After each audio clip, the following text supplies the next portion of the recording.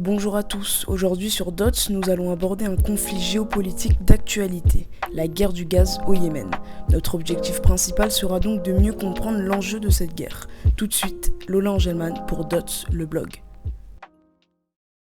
Pays arabe situé à la pointe sud-ouest de la péninsule d'Arabie, la République du Yémen est depuis plusieurs années assaillie par de nombreux problèmes, qu'ils soient sociaux, géographiques ou encore alimentaires.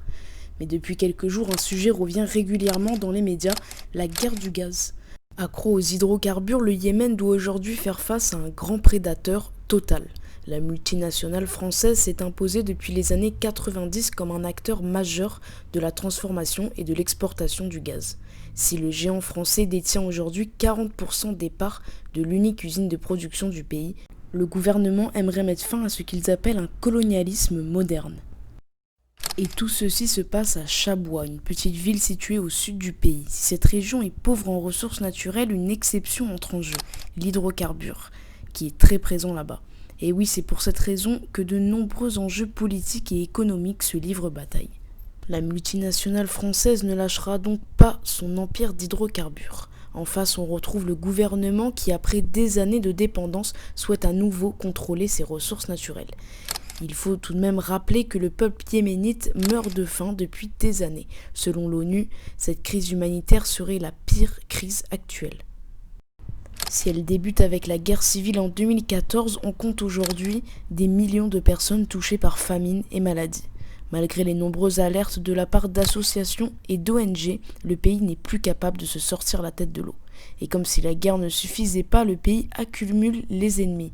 Si Total s'enrichit sur les automobilistes, augmente les taxes et ne paie plus d'impôts, l'entreprise française n'est pas la seule à profiter de la bienveillance d'origine de l'État.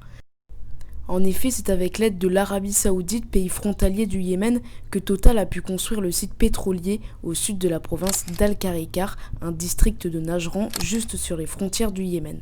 C'est plus précisément sur ce site que 63% du pétrole yéménite est pompé par la France et l'Arabie Saoudite.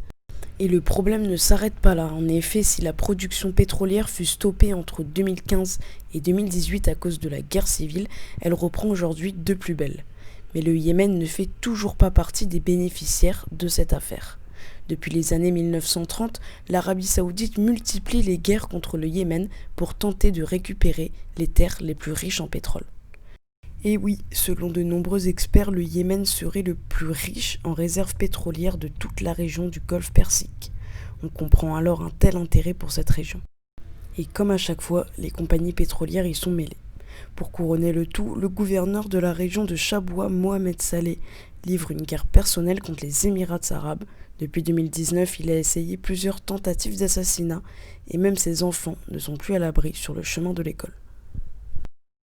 Alors pour récapituler, cette guerre du pétrole concerne le Yémen, l'Arabie Saoudite, mais aussi la France et Total, ce géant pétrolier.